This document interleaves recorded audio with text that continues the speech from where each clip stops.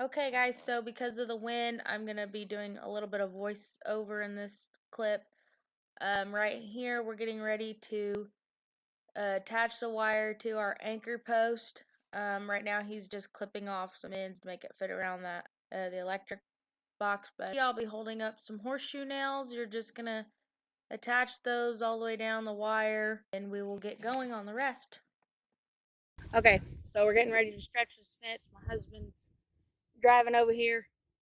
And once we get the fin stretcher tied on there, then we're gonna use the truck to stretch the fence. But first things first that you're gonna want to do when you're stretching a fence, when you're putting up a fence, is getting your fence line cleared. If you watched our beginning of our homestead video, you see that we used a skid steer on when we're doing like the long stretches. But this is pretty straight, like right in through there.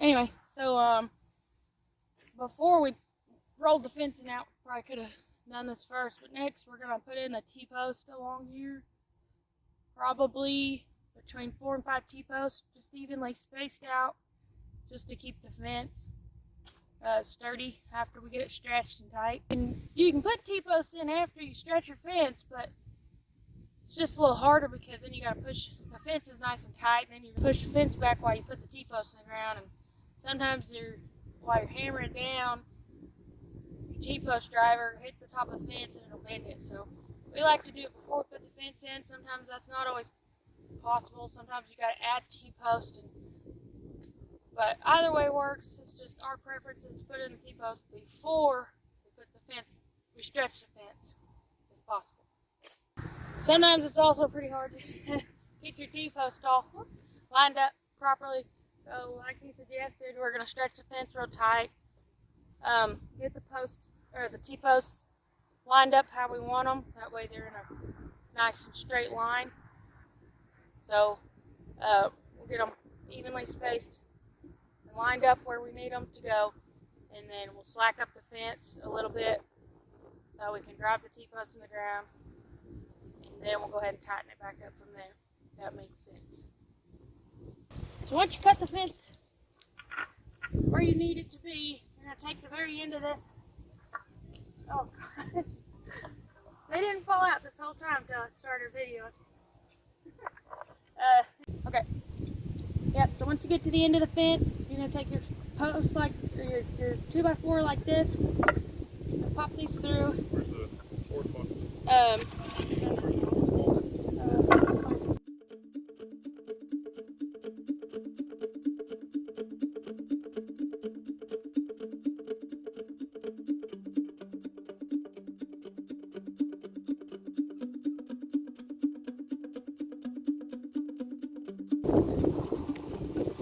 Okay, so he's getting this strap tied around the fence stretcher, and then we're going to get the other half done and then tie it to the hooks underneath the truck, and we'll just give it a slight pull back.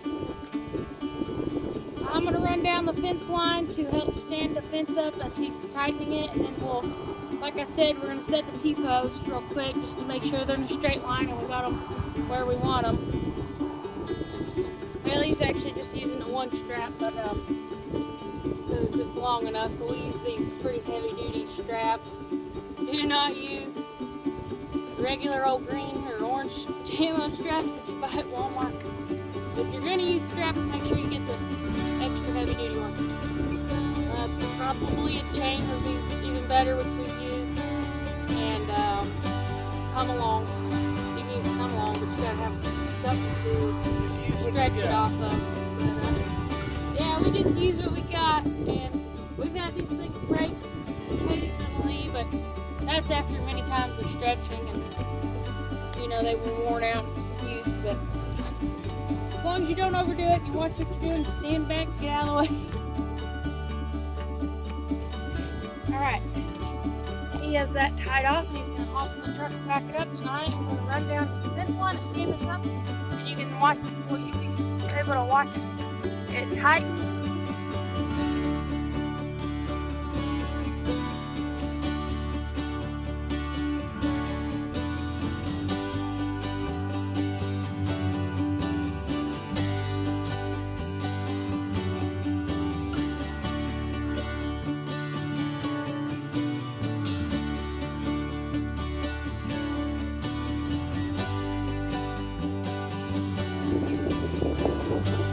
Right now, just marking right sections of the T-posts.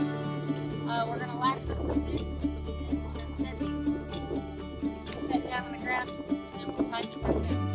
As you're tightening the fence, one person helps. You don't have to, but helps if you have someone back tightening the fence, and then someone taking it off, making sure it's standing up perfectly level and straight. By yourself. Rigging on this, all really tiny knots. I just wrap it around the stretcher and then run it down there and wrap it around the bottom. Then I come back to where it's about as balanced as I can get it. That way it just pulls in the center of this. Alright, so now he's getting in the truck to give it some slack, and we're going to hammer these T-posts in the ground. And there it goes. Alright, so he's got the T-post set. We're going to get this stretched again. As soon as he pulls this, we're going to go, I'm going to run down there and grab the horseshoe nails. And as soon as we get it as tight as we want it and as straight as we want, we're going to get the horseshoe nails and attach the fence to this pole right here. And then we will attach it to the second pole and also to that second one down there. And then we'll cut it off, and I'll go get the clips and show you how we use those on the T-posts.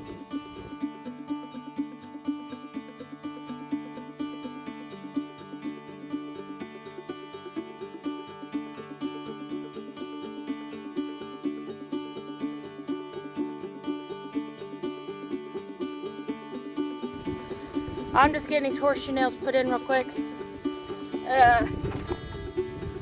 This hammer kind of sucks. We got a hammer with a bigger head on it. It's got the waffle head, but I couldn't find it, so I'm using this one.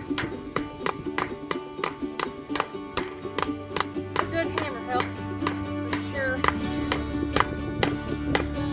We're trying to be speedy.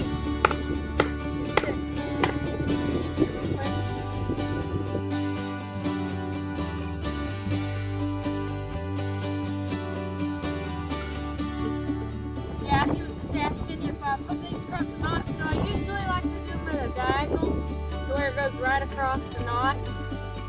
And that way it gets a hold of both of them, both sides of the wire.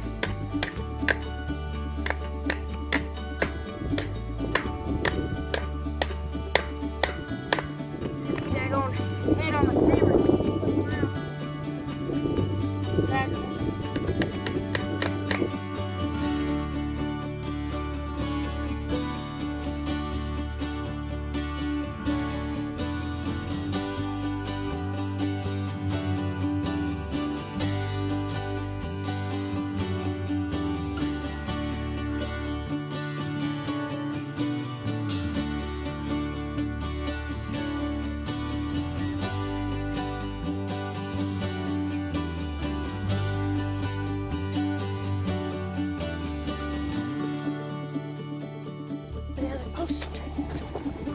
Make sure we get plenty in here, because once he releases this fence, it's going to slack up. So you really want to make sure that you get enough nails in there that you're going to get as little slack as possible so it stays nice and tight.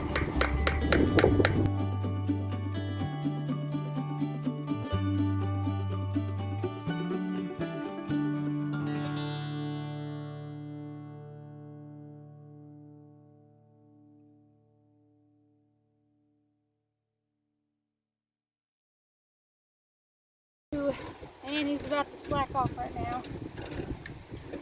We're gonna see what this does. Oh, of course, it's giving right where I don't have my nail yet. Yep, and he's 100% slacked off, and it didn't really give much, so you can see that's how you stretch a fence. It's pretty simple.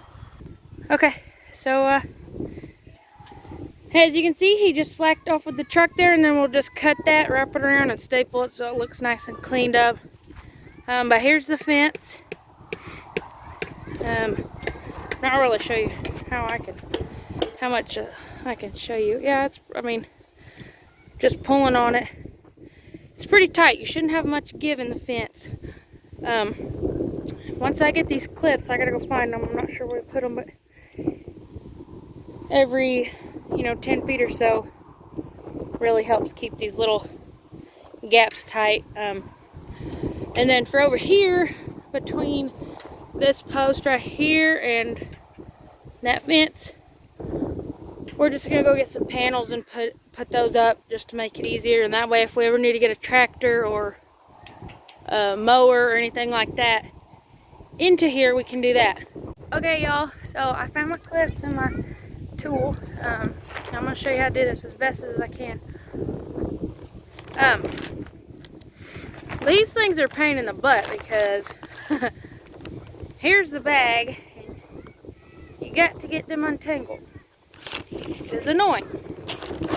So, let's see if we can grab a couple of these out of here. I wish they had a better way of giving you these. Maybe like lined up in a box. I don't know. Okay, let me see if I can show you how to do this. So I like to start not at the very bottom because you can't get the tool around. So I go up on the second one, and you're just gonna match this clip up to the T-post. That's what it's meant for. Which, of course, this is one of them big giant T-posts that the clips don't want to fit around. So the old ones that we found buried in the skid steer. Yep, but I'm thankful that we have fence posts. So anyway, yeah, I'm really OCD and I like my posts to line up with the fence as best as I can. So it's either going to line up right on the knots or it's going to line up in between. 1, 2, 3, 4. I like them all to be on the same row too. But that's just me. So that's just to tighten it down, and you're going to come up underneath. You're going to hook in like so, and then you're just going to bend it up. And that's it.